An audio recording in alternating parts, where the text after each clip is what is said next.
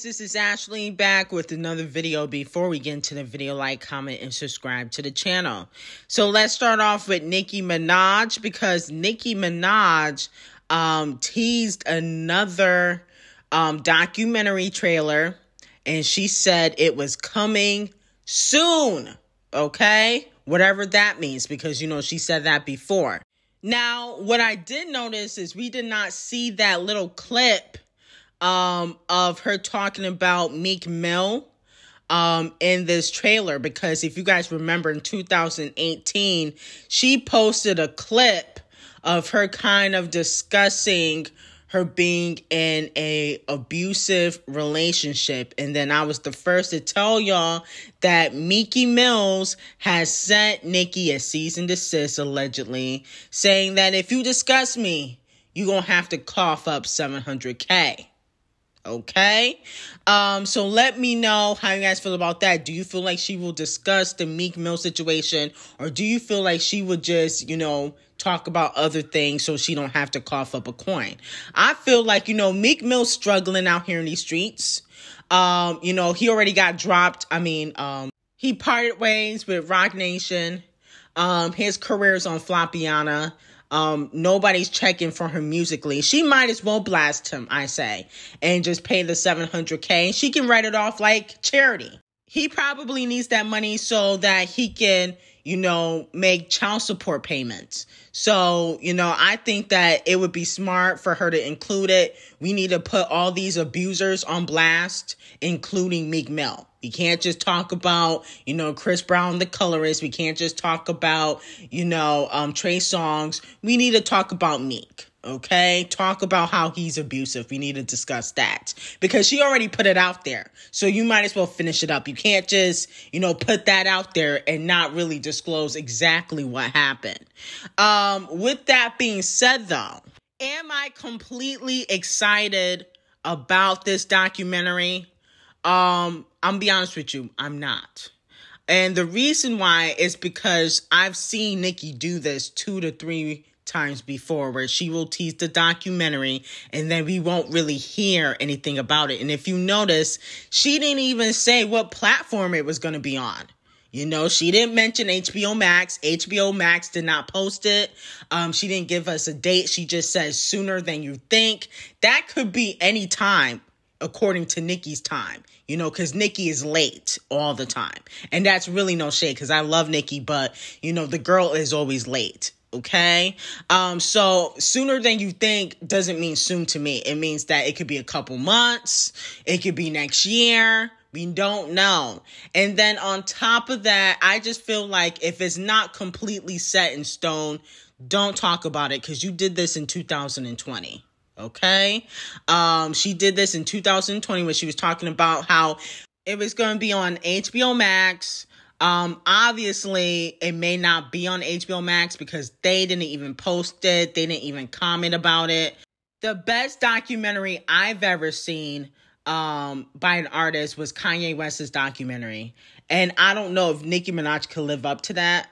But if you watch the Kanye West documentary, it was just so inspirational. And I can't even stand Kanye, but he literally documented all of his studio sessions when he was just a producer, when he was trying to get signed, when Camel Face and Dame Dash were sunning him and they would not give him a record deal because he didn't have the image of a rapper. Like, that shit was motivational.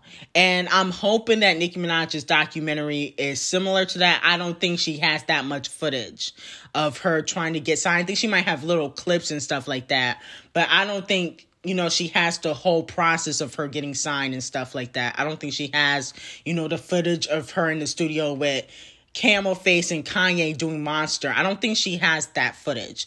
But, you know, I'll definitely support, but I'm not going to say I'm extremely excited because, you know, she's done this before, technically.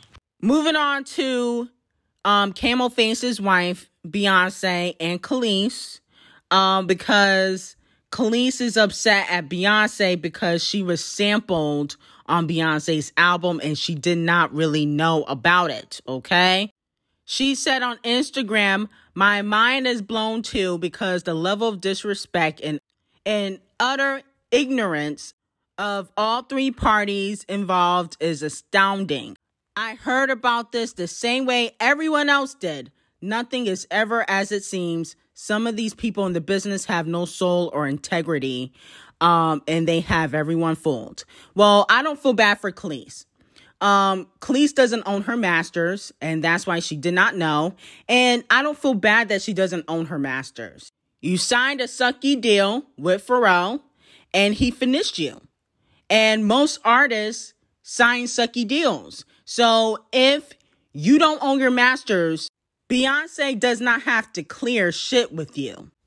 And then people were like, oh, well, she cleared stuff with Soulja Boy. Soulja Boy owns his masters. Okay, he hasn't had a record deal in years. And neither has KELIS. But Pharrell, I believe, has some ownership in regards to KELIS's masters. And that's why she's really upset. But I don't feel bad for her. You know, listen, go sell some cookbooks and get some money. Okay? You're always complaining about something. I remember when, you know, Nas was dating Nicki Minaj. She was always on Instagram shading Nicki like, bitch, sit the fuck down. Okay? I don't have no sympathy for you. Go get a lawyer. Moving on from that, though, I did listen to Beyonce's album. I did not listen to the whole album when it leaked because some of the recordings and links weren't completely clear. Okay, it sounded muffled. So I was just like, let me wait so I can hear it loud and clear on Tidal. And so I will say this. This is not her best album, clearly. I can admit that. Beyonce's my fave, but this is not her best album. The songs I did like, though, were Virgo Groove. Virgo Groove was fire, in my opinion. America Has a Problem. That song was okay to me. Church Girl I liked. I did really like Church Girl. I liked the second half of It Girl. And I also liked Alien Superstar, okay? But I kind of felt like she low-key copied Drake. I know he sampled another person for that single, I'm Too Sexy, but it was like, girl, you know, that was already done. And why does Beyonce keep on fucking rapping? That's my issue. Like, bitch, you are not Camel Face. Okay? No shade. I don't mean to call you a bitch, but girl, like, it's just annoying. Like, every other record, I'm skipping over these Walmart Beyonce verses. I don't want to hear this shit. Okay? We already got Chloe. We don't need Chloe Jr.